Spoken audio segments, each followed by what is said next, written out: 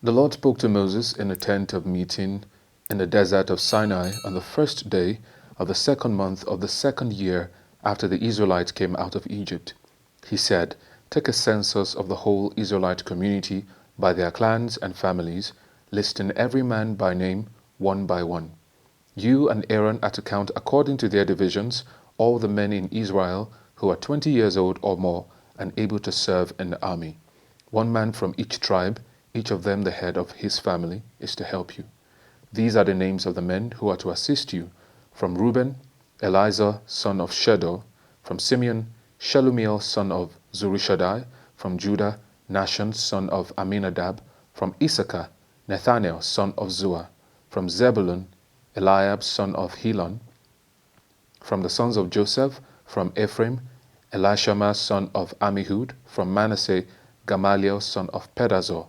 From Benjamin, Abidan son of Gideoni. From Dan, Ahiezer son of Ammishaddai. From Asher, Pagiel son of Okran. From Gad, Eliasaph son of Duel. From Naphtali, Ahira son of Enan. These were the men appointed from the community, the leaders of the ancestral tribes. They were the heads of the clans of Israel. Moses and Aaron took these men whose names had been specified, and they called the whole community together on the first day of the second month. The people registered their ancestry by their clans and families, and the men 20 years old or more were listed by name, one by one, as the Lord commanded Moses. And so he counted them in the desert of Sinai. From the descendant of Reuben, the firstborn son of Israel, all the men 20 years old or more who were able to serve in the army were listed by name, one by one, according to the records of their clans and families. The number from the tribe of Reuben was 46,500. From the descendants of Simeon, all the men 20 years old or more who were able to serve in the army were counted and listed by name, one by one, according to the records of their clans and families. The number from the tribe of Simeon was 59,300. From the descendants of Gad, all the men 20 years old or more who were able to serve in the army were listed by name, according to the records of their clans and families. The number from the tribe of Gad was 45,650. From the descendants of Judah, all the men 20 years old or more who were able to serve in the army were listed by name, according to the records of their clans and families. The number from the tribe of Judah was 74,600.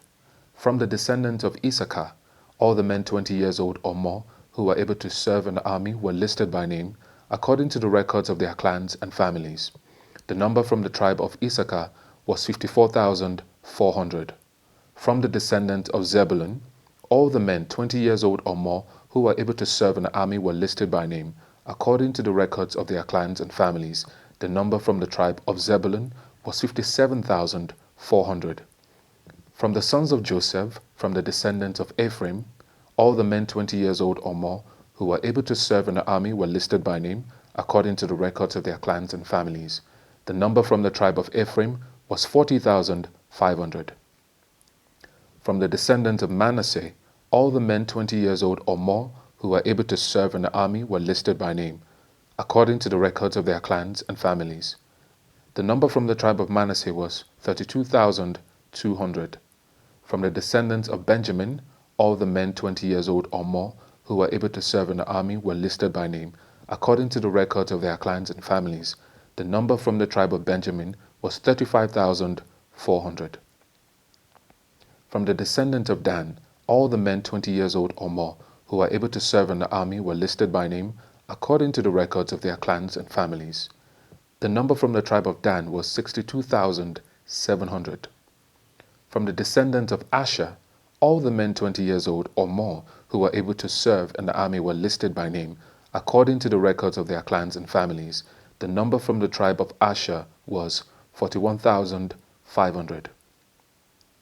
From the descendant of Naphtali, all the men 20 years old or more who were able to serve in the army were listed by name, according to the records of their clans and families.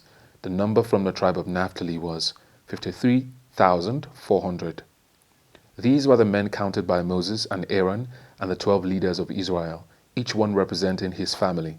All the Israelites 20 years old or more who were able to serve in Israel's army were counted according to their families. The total number was 603,550. The ancestral tribe of the Levites, however, was not counted along with the others. The Lord had said to Moses, "You must not count the tribe of Levi or include them in the census of the other Israelites. Instead, appoint the Levites to be in charge of the tabernacle of the covenant law, over all its furnishings and everything belonging to it. They are to carry the tabernacle and all its furnishings. They are to take care of it and encamp around it. Whenever the tabernacle is to move, the Levites are to take it down, and whenever the tabernacle is to be set up, the Levites shall do it. Anyone else who approaches it is to be put to death.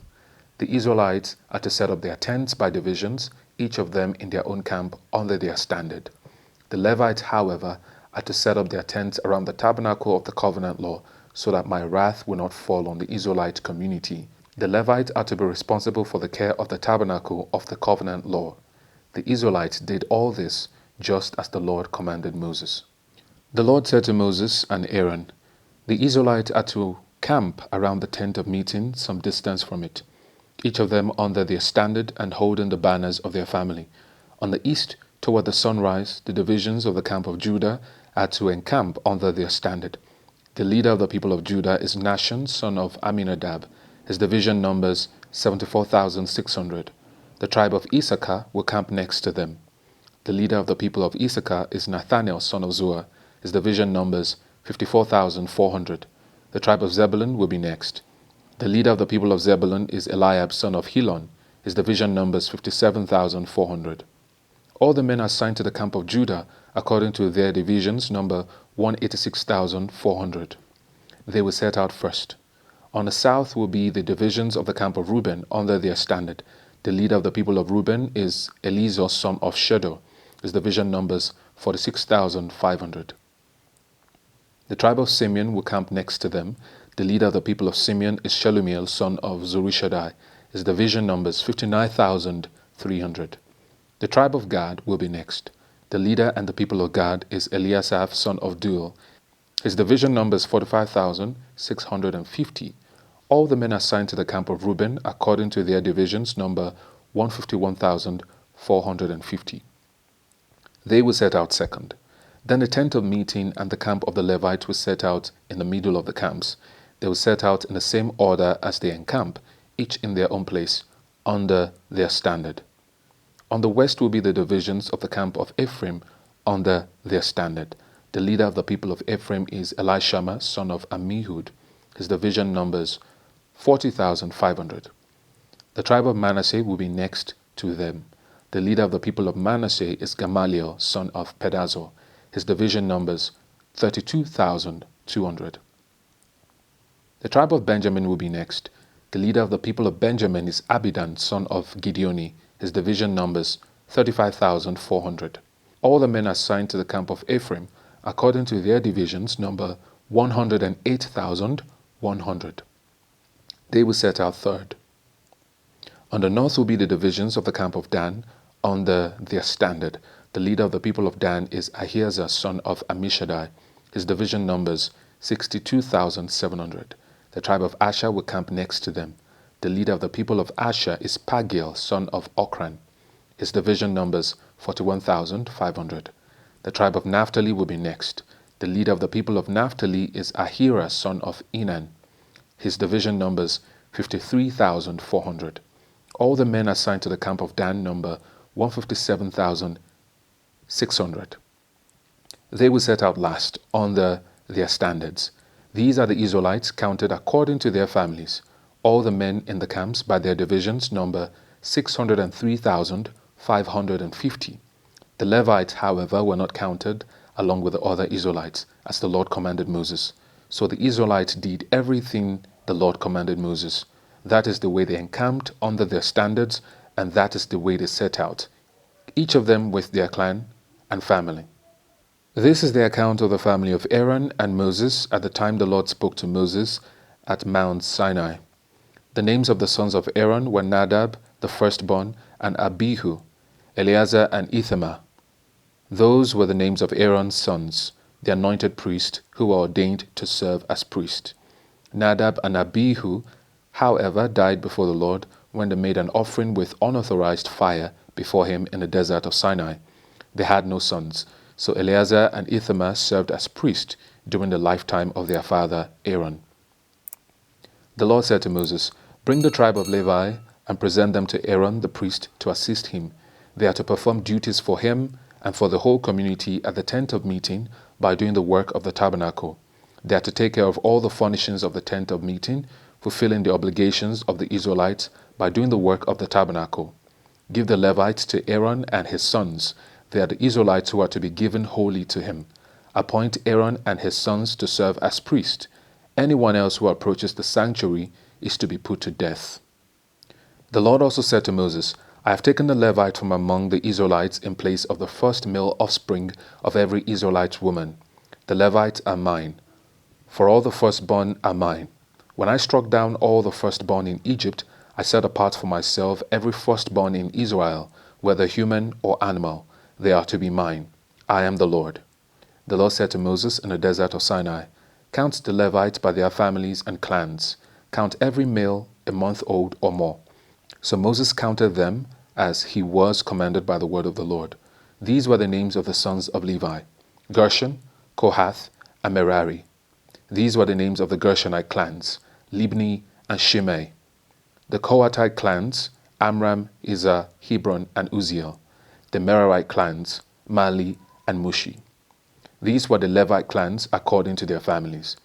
To Gershon belonged the clans of the Libnites and Shemites. These were the Gershonite clans. The number of all the males, a month old or more, who were counted was 7,500. The Gershonite clans were to camp on the west, behind the tabernacle. The leader of the families of the Gershonites was Eliasaph, son of Lael. At the tent of meeting, the Gershonites were responsible for the care of the tabernacle and tents, its coverings, the curtain at the entrance to the tent of meeting, the curtains of the courtyard, the curtain at the entrance to the courtyard surrounding the tabernacle and altar, and the ropes, and everything related to its use. To Kohath belonged the clans of the Amramites, Izharites, Hebronites, and Uzzielites. These were the Kohathite clans.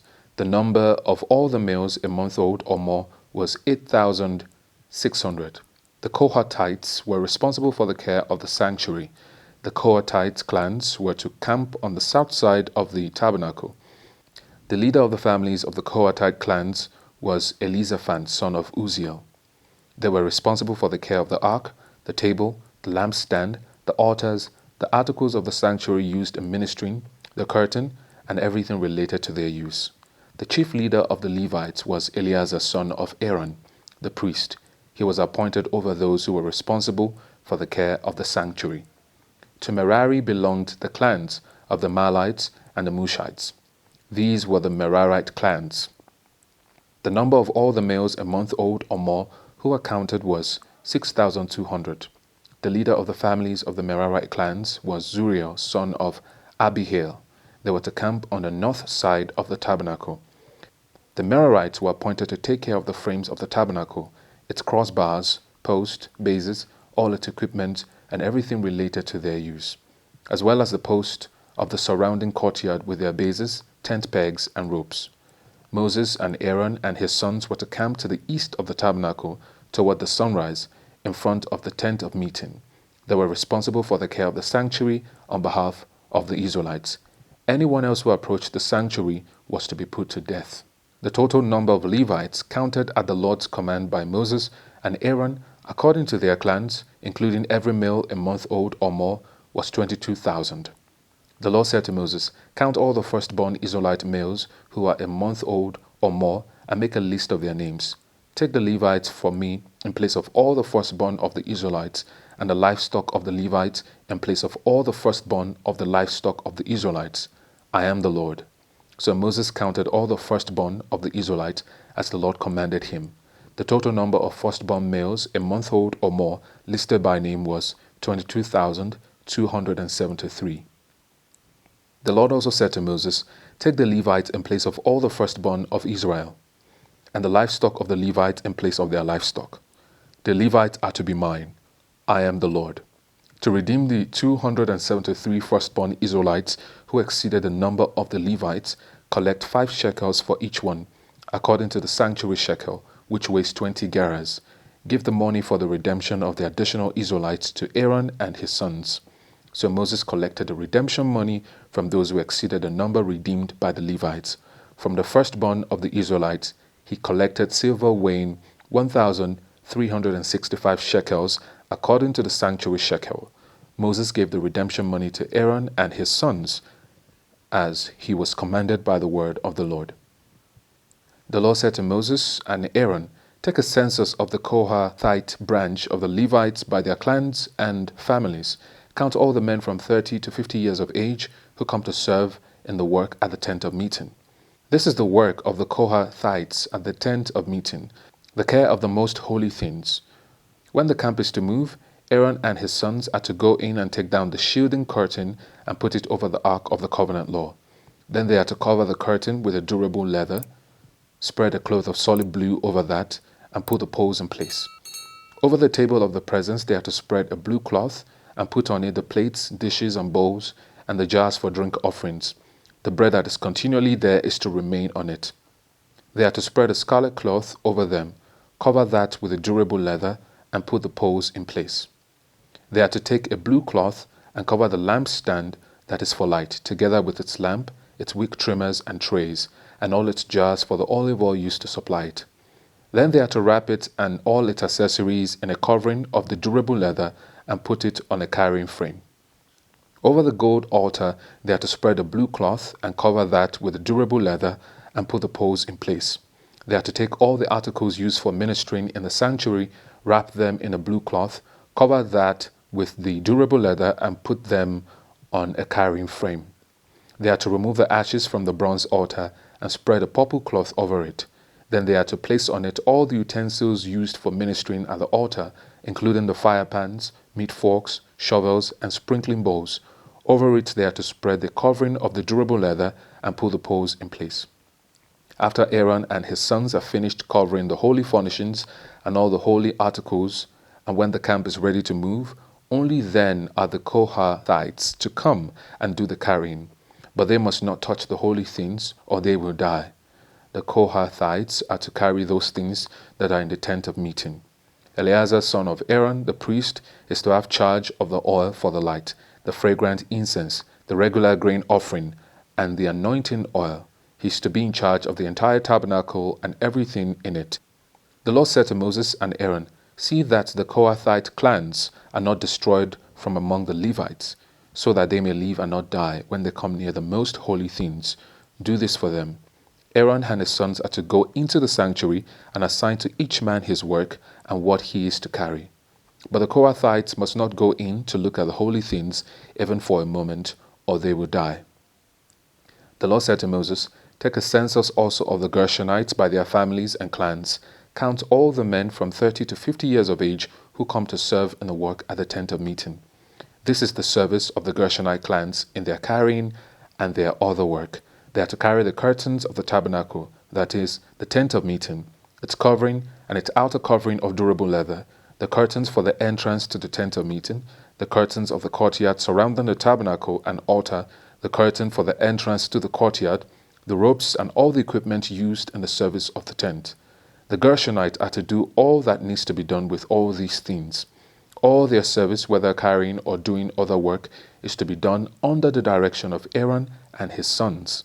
You shall assign to them as their responsibility all they are to carry. This is the service of the Gershonite clans at the tent of meeting. Their duties are to be under the direction of Ithamar, son of Aaron, the priest. Count the Merarites by their clans and families. Count all the men from 30 to 50 years of age who come to serve in the work at the tent of meeting.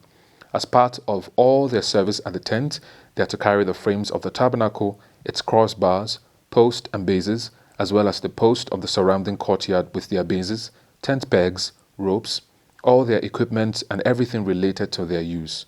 Assign to each man the specific thing he is to carry. This is the service of the Merarite clans as they work at the tent of meeting under the direction of Ithamar, son of Aaron, the priest. Moses, Aaron, and the leaders of the community counted the Kohathites by their clans and families. All the men from 30 to 50 years of age who came to serve in the work at the tent of meeting, counted by clans, were 2,750. This was the total of all those in the Kohathite clans who served at the tent of meeting. Moses and Aaron counted them according to the Lord's command through Moses. The Gershonites were counted by their clans and families. All the men from 30 to 50 years of age who came to serve in the work at the tent of meeting, counted by their clans and families, were 2,630. This was the total of those in the Gershonite clans who served at the tent of meeting. Moses and Aaron counted them according to the Lord's command. The Merarites were counted by their clans and families. All the men from 30 to 50 years of age who came to serve in the work at the tent of meeting, counted by their clans, were 3,200. This was the total of those in the Merarite clans. Moses and Aaron counted them according to the Lord's command through Moses. So Moses, Aaron, and the leaders of Israel counted all the Levites by their clans and families. All the men from 30 to 50 years of age who came to do the work of serving and carrying the tent of meeting numbered 8,580. At the Lord's command through Moses, each was assigned his work and told what to carry. Thus they were counted as the Lord commanded Moses. The Lord said to Moses, "Command the Israelites to send away from the camp anyone who has a defiling skin disease or a discharge of any kind, or who is ceremonially unclean because of a dead body. Send away male and female alike. Send them outside the camp so that they will not defile their camp while I dwell among them." The Israelites did so. They sent them outside the camp. They did just as the Lord instructed Moses. The Lord said to Moses, "Say to the Israelites, any man or woman who wrongs another in any way and so is unfaithful to the Lord is guilty and must confess the sin they have committed. They must make full restitution for the wrong they have done, add a fifth of the value to it, and give it all to the person they have wronged. But if that person has no close relative to whom restitution can be made for the wrong, the restitution belongs to the Lord and must be given to the priest, along with the ram with which atonement is made for the wrongdoer. All the sacred contributions the Israelites bring to a priest who belong to him. Sacred things belong to their owners, but what they give to the priest will belong to the priest." Then the Lord said to Moses, "Speak to the Israelites and say to them, if a man's wife goes astray and is unfaithful to him, so that another man has sexual relations with her, and that is hidden from her husband, and her impurity is undetected, since there is no witness against her, and she has not been caught in the act, and if feelings of jealousy come over her husband, and he suspects his wife, and she is impure, or if he is jealous and suspects her even though she is not impure, then he is to take his wife to the priest. He must also take an offering of 1/10 of an ephah of barley flour on her behalf. He must not pour olive oil on it or put incense on it, because it is a grain offering for jealousy, a reminder offering to draw attention to wrongdoing. The priest shall bring her and have her stand before the Lord. Then he shall take some of the holy water in a clay jar and put some dust from the tabernacle floor into the water.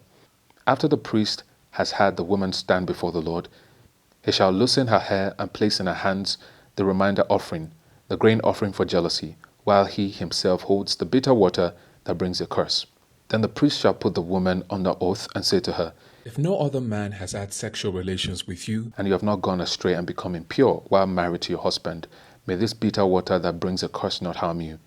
But if you have gone astray while married to your husband, and you have made yourself impure by having sexual relations with a man other than your husband, here the priest is to put the woman under this curse. May the Lord cause you to become a curse among your people when he makes your womb miscarry and your abdomen swell. May this water that brings a curse enter your body so that your abdomen swells or your womb miscarries." Then the woman is to say, "Amen, so be it." The priest is to write these curses on a scroll and then wash them off into the bitter water. He shall make the woman drink the bitter water that brings a curse, and this water that brings a curse and causes bitter suffering will enter her. The priest is to take from her hands the grain offering for jealousy, wave it before the Lord, and bring it to the altar. The priest is then to take a handful of the grain offering as a memorial offering and burn it on the altar. After that, he is to have the woman drink the water. If she has made herself impure and been unfaithful to her husband, this will be the result. When she is made to drink the water that brings a curse and causes bitter suffering, it will enter her. Her abdomen will swell and her womb will miscarry, and she will become a curse. If, however, the woman has not made herself impure but is clean, she will be cleared of guilt and she will be able to have children. This then is the law of jealousy, when a woman goes astray and makes herself impure while married to a husband, or when feelings of jealousy come over a man because he suspects his wife. The priest is to have her stand before the Lord and is to apply this entire law to her. The husband will be innocent of any wrongdoing, but the woman will bear the consequences of her sin. The Lord said to Moses, "Speak to the Israelites and say to them, if a man or woman wants to make a special vow, a vow of dedication to the Lord as a Nazirite, they must abstain from wine and other fermented drink, and must not drink vinegar made from wine or other fermented drink. They must not drink grape juice or eat grapes or raisins, as long as they remain under their Nazirite vow. They must not eat anything that comes from the grapevine, not even the seeds or skins. During the entire period of their Nazirite vow, no razor may be used on their head. They must be holy until the period of their dedication to the Lord is over. They must let their hair grow long. Throughout the period of their dedication to the Lord, the Nazirite must not go near a dead body. Even if their own father or mother or brother or sister dies, they must not make themselves ceremonially unclean on account of them, because the symbol of their dedication to God is on their head. Throughout the period of their dedication, they are consecrated to the Lord. If someone dies suddenly in the Nazirite's presence, thus defiling the hair that symbolizes their dedication, they must shave their head on the 7th day, the day of their cleansing. Then on the 8th day, they must bring 2 doves or 2 young pigeons to the priest at the entrance to the tent of meeting. The priest is to offer one as a sin offering and the other as a burnt offering to make atonement for the Nazirite because they sinned by being in the presence of the dead body. That same day, they are to consecrate their head again. They must rededicate themselves to the Lord for the same period of dedication and must bring a year-old male lamb as a guilt offering. The previous days do not count because they became defiled during their period of dedication. Now this is the law of the Nazirite. When the period of their dedication is over, they are to be brought to the entrance to the tent of meeting. There they are to present their offerings to the Lord, a year-old male lamb without defect for a burnt offering, a year-old ewe lamb without defect for a sin offering, a ram without defect for a fellowship offering, together with their grain offerings and drink offerings, and a basket of bread made with the finest flour and without yeast, thick loaves with olive oil mixed in, and thin loaves brushed with olive oil. The priest is to present all these before the Lord and make the sin offering and the burnt offering.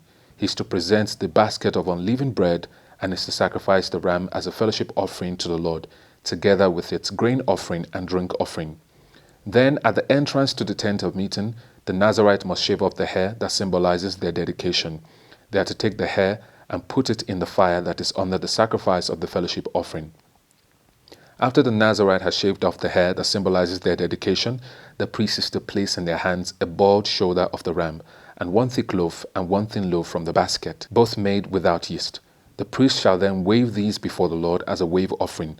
They are holy and belong to the priest, together with the breast that was waved and a thigh that was presented. After that, the Nazirite may drink wine. This is the law of the Nazirite who vows offerings to the Lord in accordance with their dedication, in addition to whatever else they can afford. They must fulfill the vows they have made according to the law of the Nazirite. The Lord said to Moses, "Tell Aaron and his sons, this is how you are to bless the Israelites. Say to them, the Lord bless you and keep you. The Lord make his face shine upon you and be gracious to you. The Lord turn his face towards you and give you peace. So they will put my name on the Israelites, and I will bless them." When Moses finished setting up the tabernacle, he anointed and consecrated it and all its furnishings. He also anointed and consecrated the altar and its utensils. Then the leaders of Israel, the heads of families who were the tribal leaders in charge of those who were counted, made offerings. They brought as their gifts before the Lord 6 covered carts and 12 oxen, an ox from each leader and a cart from every 2. These they presented before the tabernacle. The Lord said to Moses, "Accept these from them, that they may be used in the work at the tent of meeting. Give them to the Levites as each man's work requires." So Moses took the carts and oxen and gave them to the Levites. He gave 2 carts and 4 oxen to the Gershonites as their work required, and he gave 4 carts and 8 oxen to the Merarites as their work required. They were all under the direction of Ithamar, son of Aaron, the priest. But Moses did not give any to the Kohathites, because they were to carry on their shoulders the holy things for which they were responsible. When the altar was anointed, the leaders brought their offerings for its dedication and presented them before the altar. For the Lord had said to Moses, each day one leader is to bring his offering for the dedication of the altar. The one who brought his offering on the first day was Nahshon, son of Amminadab, of the tribe of Judah. His offering was 1 silver plate weighing 130 shekels, and 1 silver sprinkling bowl weighing 70 shekels, both according to the sanctuary shekel, each filled with the finest flour, mixed with olive oil as a grain offering, 1 gold dish weighing 10 shekels, filled with incense, 1 young bull, 1 ram, and 1 male lamb a year old for a burnt offering, 1 male goat for a sin offering, and 2 oxen, 5 rams, 5 male goats, and 5 male lambs a year old to be sacrificed as a fellowship offering. This was the offering of Nahshon, son of Amminadab.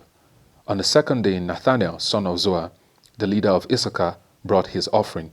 The offering he brought was 1 silver plate weighing 130 shekels, and 1 silver sprinkling bowl weighing 70 shekels, both according to the sanctuary shekel, each filled with the finest flour, mixed with olive oil as a grain offering, 1 gold dish weighing 10 shekels, filled with incense, 1 young bull, 1 ram, and 1 male lamb a year old for a burnt offering, 1 male goat for a sin offering, and 2 oxen, 5 rams, 5 male goats, and 5 male lambs a year old to be sacrificed as a fellowship offering. This was the offering of Nathanael, son of Zuar. On the third day, Eliab, son of Helon, the leader of the people of Zebulun, brought his offering. His offering was 1 silver plate weighing 130 shekels, and 1 silver sprinkling bowl weighing 70 shekels, both according to the sanctuary shekel, each filled with the finest flour mixed with olive oil as a grain offering, 1 gold dish weighing 10 shekels, filled with incense, 1 young bull, 1 ram, and 1 male lamb a year old for a burnt offering, 1 male goat for a sin offering, and 2 oxen, 5 rams, 5 male goats, and 5 male lambs a year old to be sacrificed as a fellowship offering. This was the offering of Eliab, son of Helon. On the fourth day, Elizur, son of Shedeur, the leader of the people of Reuben, brought his offering. His offering was 1 silver plate weighing 130 shekels, and 1 silver sprinkling bowl weighing 70 shekels, both according to the sanctuary shekel, each filled with the finest flour, mixed with olive oil as a grain offering, 1 gold dish weighing 10 shekels, filled with incense, 1 young bull, 1 ram, and 1 male lamb a year old for a burnt offering, 1 male goat for a sin offering, and 2 oxen, 5 rams, 5 male goats, and 5 male lambs a year old to be sacrificed as a fellowship offering. This was the offering of Elizur, son of Shedeur. On the fifth day, Shelumiel, son of Zurishaddai, the leader of the people of Simeon, brought his offering. His offering was 1 silver plate weighing 130 shekels, and 1 silver sprinkling bowl weighing 70 shekels, both according to the sanctuary shekel, each filled with the finest flour, mixed with olive oil as a grain offering, 1 gold dish weighing 10 shekels, filled with incense, 1 young bull, 1 ram, 1 male lamb a year old for a burnt offering, 1 male goat for a sin offering, and 2 oxen, 5 rams, 5 male goats, and 5 male lambs a year old to be sacrificed as a fellowship offering. This was the offering of Shelumiel, son of Zurishaddai. On the sixth day, Eliasaph, son of Deuel, the leader of the people of Gad, brought his offering. His offering was 1 silver plate weighing 130 shekels, and 1 silver sprinkling bowl weighing 70 shekels, both according to the sanctuary shekel, each filled with the finest flour mixed with olive oil as a grain offering, 1 gold dish weighing 10 shekels, filled with incense, 1 young bull, 1 ram, and 1 male lamb a year old for a burnt offering, 1 male goat for a sin offering, and 2 oxen, 5 rams, 5 male goats, and 5 male lambs a year old to be sacrificed as a fellowship offering. This was the offering of Eliasaph, son of Deuel. On the seventh day, Elishama, son of Ammihud, the leader of the people of Ephraim, brought his offering. His offering was 1 silver plate weighing 130 shekels, and 1 silver sprinkling bowl weighing 70 shekels, both according to the sanctuary shekel, each filled with the finest flour mixed with olive oil as a grain offering, 1 gold dish weighing 10 shekels, filled with incense, 1 young bull, 1 ram, and 1 male lamb a year old for a burnt offering, 1 male goat for a sin offering, and 2 oxen, 5 rams, 5 male goats, and 5 male lambs a year old to be sacrificed as a fellowship offering. This was the offering of Elishama, son of Ammihud. On the 8th day, Gamaliel, son of Pedazur, the leader of the people of Manasseh, brought his offering. His offering was 1 silver plate weighing 130 shekels, and 1 silver sprinkling bowl weighing 70 shekels, both according to the sanctuary shekel, each filled with the finest flour mixed with olive oil as a grain offering, 1 gold dish weighing 10 shekels, filled with incense, 1 young bull, 1 ram, and 1 male lamb a year old for a burnt offering, 1 male goat for a sin offering, and 2 oxen, 5 rams, 5 male goats, and 5 male lambs a year old to be sacrificed as a fellowship offering. This was the offering of Gamaliel son of Pedazur. On the 9th day, Abidan son of Gideoni, the leader of the people of Benjamin, brought his offering. His offering was 1 silver plate weighing 130 shekels, and 1 silver sprinkling bowl weighing 70 shekels, both according to the sanctuary shekel, each filled with the finest flour mixed with olive oil as a grain offering, 1 gold dish weighing 10 shekels, filled with incense, 1 young bull, 1 ram, and 1 male lamb a year old for a burnt offering, 1 male goat for a sin offering, and 2 oxen, 5 rams, 5 male goats, and 5 male lambs a year old to be sacrificed as a fellowship offering. This was the offering of Abidan son of Gideoni. On the 10th day, Ahiezer son of Ammishaddai, the leader of the people of Dan, brought his offering. His offering was 1 silver plate weighing 130 shekels, and 1 silver sprinkling bowl weighing 70 shekels, both according to the sanctuary shekel, each filled with the finest flour mixed with olive oil as a grain offering, 1 gold dish weighing 10 shekels, filled with incense, 1 young bull, 1 ram, and 1 male lamb a year old for a burnt offering, 1 male goat for a sin offering, and 2 oxen, 5 rams, 5 male goats, and 5 male lambs a year old to be sacrificed as a fellowship offering. This was the offering of Ahiezer son of Ammishaddai. On the 11th day, Pagiel son of Ochran, the leader of the people of Asher, brought his offering. His offering was 1 silver plate weighing 130 shekels, and 1 silver sprinkling bowl weighing 70 shekels, both according to the sanctuary shekel, each filled with the finest flour mixed with olive oil as a grain offering, 1 gold dish weighing 10 shekels, filled with incense, 1 young bull, 1 ram, and 1 male lamb a year old for a burnt offering, 1 male goat for a sin offering, and 2 oxen, 5 rams, 5 male goats, and 5 male lambs a year old to be sacrificed as a fellowship offering. This was the offering of Pagiel son of Ochran. On the 12th day, Ahira son of Enan, the leader of the people of Naphtali, brought his offering. His offering was 1 silver plate weighing 130 shekels, and 1 silver sprinkling bowl weighing 70 shekels, both according to the sanctuary shekel, each filled with the finest flour mixed with olive oil as a grain offering, 1 gold dish weighing 10 shekels, filled with incense, 1 young bull, 1 ram, and 1 male lamb a year old for a burnt offering, 1 male goat for a sin offering, and 2 oxen, 5 rams, 5 male goats, and 5 male lambs a year old to be sacrificed as a fellowship offering. This was the offering of Ahira, son of Enan. These were the offerings of the Israelite leaders for the dedication of the altar when it was anointed: 12 silver plates, 12 silver sprinkling bowls, and 12 gold dishes. Each silver plate weighed 130 shekels, and each sprinkling bowl 70 shekels. Altogether, the silver dishes weighed 2,400 shekels, according to the sanctuary shekel. The 12 gold dishes filled with incense weighed 10 shekels each, according to the sanctuary shekel. Altogether, the gold dishes weighed 120 shekels.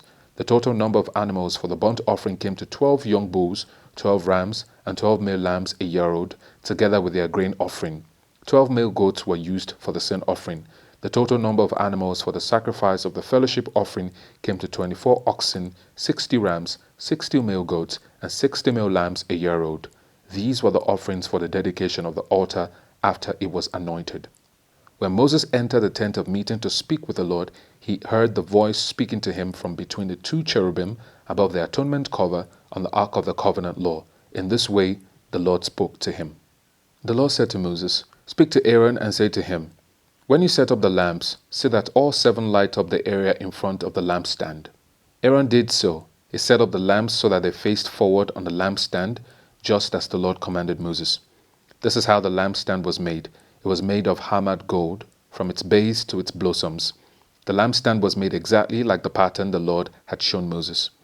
The Lord said to Moses, "Take the Levites from among all the Israelites and make them ceremonially clean. To purify them, do this: sprinkle the water of cleansing on them, then have them shave their whole bodies and wash their clothes, and so they will purify themselves. Have them take a young bull with its grain offering of the finest flour mixed with olive oil, Then you are to take a second young bull for a sin offering. Bring the Levites to the front of the tent of meeting and assemble the whole Israelite community. You are to bring the Levites before the Lord, and the Israelites are to lay their hands on them. Aaron is to present the Levites before the Lord as a wave offering from the Israelites, so that they may be ready to do the work of the Lord. Then the Levites are to lay their hands on the heads of the bulls, using one for a sin offering to the Lord, and the other for a burnt offering, to make atonement for the Levites. Have the Levites stand in front of Aaron and his sons, and then present them as a wave offering to the Lord. In this way you are to set the Levites apart from the other Israelites, and the Levites will be mine. After you have purified the Levites and presented them as a wave offering, they are to come to do their work at the tent of meeting. They are the Israelites who are to be given wholly to me. I have taken them as my own in place of the firstborn, the first male offspring from every Israelite woman. Every firstborn male in Israel, whether human or animal, is mine. When I struck down all the firstborn in Egypt, I set them apart for myself. And I have taken the Levite in place of all the firstborn sons in Israel. From among all the Israelites, I have given the Levite as gift to Aaron and his sons to do the work at the tent of meeting on behalf of the Israelites, and to make atonement for them, so that no plague will strike the Israelites when they go near the sanctuary. Moses, Aaron, and the whole Israelite community did with the Levites just as the Lord commanded Moses. The Levites purified themselves and washed their clothes. Then Aaron presented them as a wave offering before the Lord and made atonement for them to purify them. After that, the Levites came to do their work at the tent of meeting under the supervision of Aaron and his sons. They did with the Levites just as the Lord commanded Moses. The Lord said to Moses, "This applies to the Levites. Men 25 years old or more shall come to take part in the work at the tent of meeting. But at the age of 50, they must retire from their regular service and work no longer. They may assist their brothers in performing their duties at the tent of meeting, but they themselves must not do the work. This then is how you are to assign the responsibilities of the Levites." The Lord spoke to Moses in the desert of Sinai in the first month of the second year after they came out of Egypt. He said, "Have the Israelites celebrate the Passover at the appointed time. Celebrate it at the appointed time, at twilight on the 14th day of this month, in accordance with all its rules and regulations." So Moses told the Israelites to celebrate the Passover, and they did so in the desert of Sinai at twilight on the 14th day of the first month. The Israelites did everything just as the Lord commanded Moses. But some of them could not celebrate the Passover on that day because they were ceremonially unclean on account of a dead body. So they came to Moses and Aaron that same day and said to Moses, "We have become unclean because of a dead body. But why should we be kept from presenting the Lord's offerings with the other Israelites at the appointed time?" Moses answered them, "Wait until I find out what the Lord commands concerning you." Then the Lord said to Moses, "Tell the Israelites, when any of you or your descendants are unclean because of a dead body or are away on a journey, they are still to celebrate the Lord's Passover, but they are to do it on the 14th day of the second month at twilight. They are to eat the lamb together with unleavened bread and bitter herbs. They must not leave any of it till morning or break any of its bones. When they celebrate the Passover, they must follow all the regulations.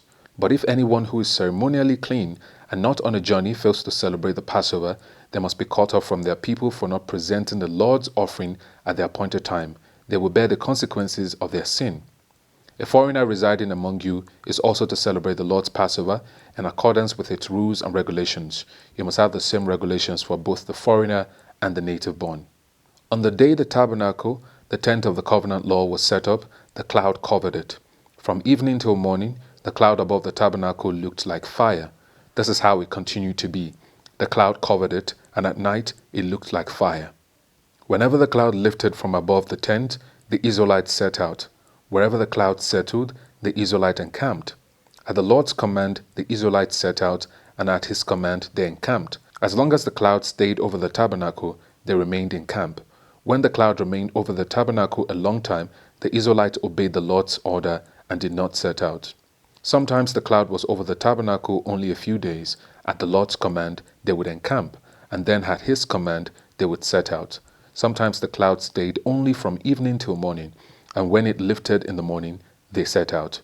Whether by day or by night, whenever the cloud lifted, they set out. Whether the cloud stayed over the tabernacle for 2 days or a month or a year, the Israelites would remain in camp and not set out. But when it lifted, they would set out. At the Lord's command, they encamped, and at the Lord's command, they set out.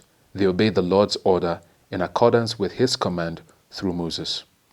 The Lord said to Moses, "Make 2 trumpets of hammered silver and use them for calling the community together and for having the camps set out.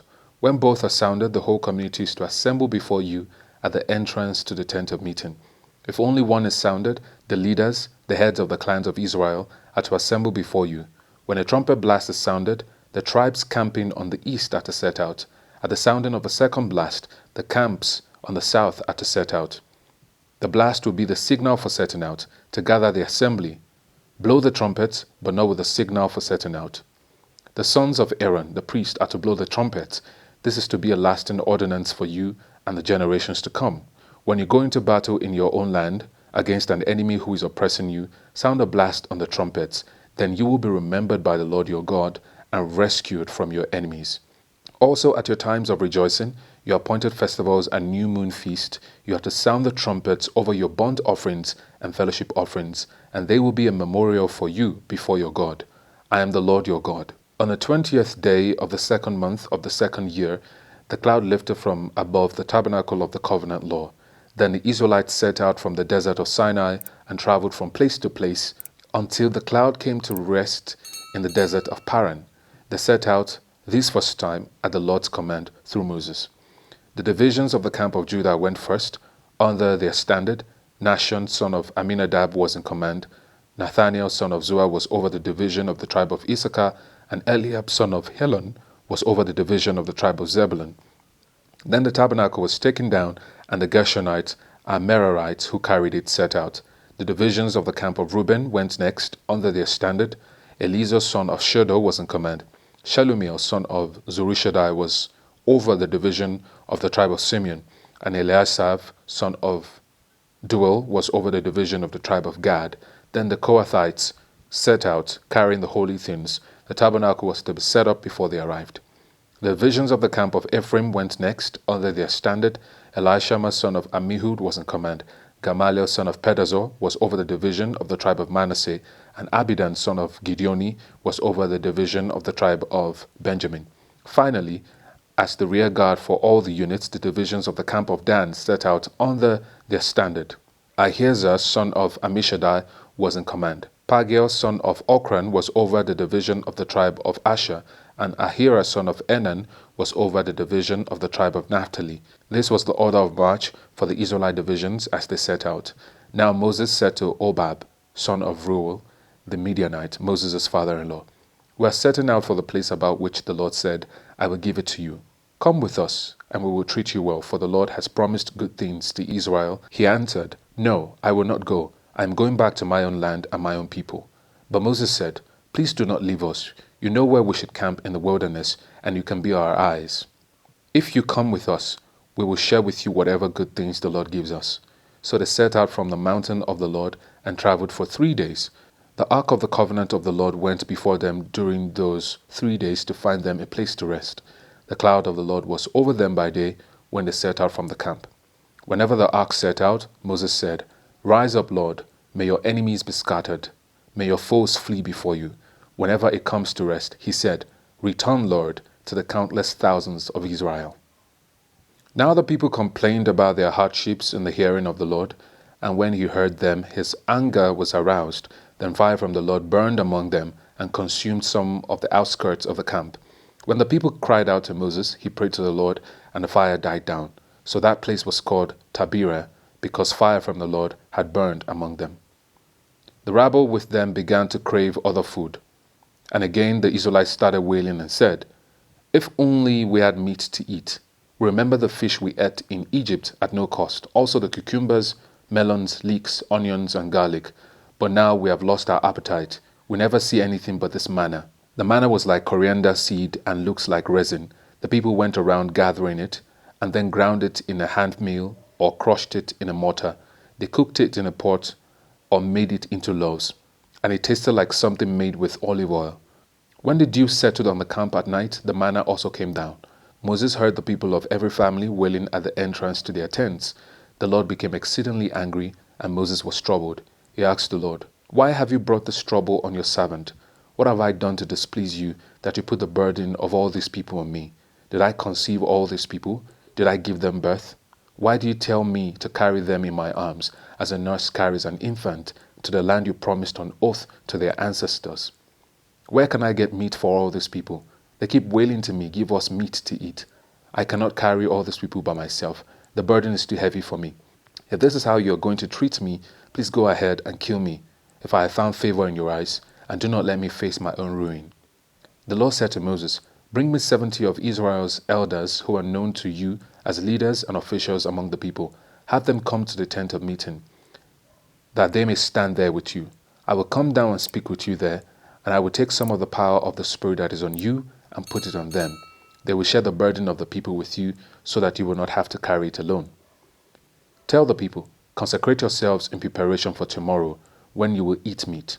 The Lord heard you when you wailed, 'If only we had meat to eat. We were better off in Egypt.' Now the Lord will give you meat, and you will eat it. You will not eat it for just 1 day or 2 days or 5, 10, or 20 days, but for a whole month, until it comes out of your nostrils and you loathe it, because you have rejected the Lord who is among you, and have wailed before him, saying, 'Why did we ever leave Egypt?'" But Moses said, "Here I am among 600,000 men on foot, and you say, 'I will give them meat to eat for a whole month.' Will they have enough if flocks and herds were slaughtered for them? Will they have enough if all the fish in the sea were caught for them?" The Lord answered Moses, "Is the Lord's arm too short? Now you will see whether or not what I say will come true for you." So Moses went out and told the people what the Lord had said. He brought together 70 of their elders and had them stand around the tent. Then the Lord came down in cloud and spoke with him, and he took some of the power of the Spirit that was on him and put it on the 70 elders. When the Spirit rested on them, they prophesied, but did not do so again. However, 2 men, whose names were Eldad and Medad, had remained in the camp. They were listed among the elders, but did not go out to the tent. Yet the Spirit also rested on them, and they prophesied in the camp. A young man ran and told Moses, "Eldad and Medad are prophesying in the camp." Joshua, son of Nun, who had been Moses' aide since youth, spoke up and said, "Moses, my lord, stop them." But Moses replied, "Are you jealous for my sake? I wish that all the Lord's people were prophets, and that the Lord would put his Spirit on them." Then Moses and the elders of Israel returned to the camp. Now a wind went out from the Lord and drove quail in from the sea. It scattered them up to 2 cubits deep all around the camp, as far as a day's walk in any direction. All that day and night, and all the next day, the people went out and gathered quail. No one gathered less than 10 homers. Then they spread them out all around the camp. But while the meat was still between their teeth, before it could be consumed, the anger of the Lord burned against the people, and he struck them with a severe plague. Therefore the place was named Kibroth Hattaavah, because there they buried the people who had craved other food. From Kibroth Hattaavah, the people traveled to Hazeroth and stayed there. Miriam and Aaron began to talk against Moses because of his Cushite wife, for he had married a Cushite. "Has the Lord spoken only through Moses?" they asked. "Hasn't he also spoken through us?" And the Lord heard this. Now Moses was a very humble man, more humble than anyone else on the face of the earth. At once the Lord said to Moses, Aaron, and Miriam, "Come out to the tent of meeting, all 3 of you." So the 3 of them went out. Then the Lord came down in a pillar of cloud. He stood at the entrance to the tent and summoned Aaron and Miriam. When the 2 of them stepped forward, he said to them, "Listen to my words. When there is a prophet among you, I, the Lord, reveal myself to them in visions. I speak to them in dreams. But this is not true of my servant Moses. He is faithful in all my house. With him I speak face to face, clearly and not in riddles. This is the form of the Lord. Why then were you not afraid to speak against my servant Moses?" The anger of the Lord burned against them, and he left them. When the cloud lifted from above the tent, Miriam's skin was leprous. It became as white as snow. Aaron turned toward her and saw that she had a defiling skin disease, and he said to Moses, "Please, my lord, I ask you not to hold against us the sin we have so foolishly committed. Do not let her be like a stillborn infant coming from its mother's womb with its flesh half eaten away." So Moses cried out to the Lord, "Please, God, heal her." The Lord replied to Moses, If her father had spit in her face, would she not have been in disgrace for 7 days? Confine her outside the camp for 7 days. After that, she can be brought back. So Miriam was confined outside the camp for 7 days, and the people did not move on till she was brought back. After that, the people left Hazeroth and encamped in the desert of Paran.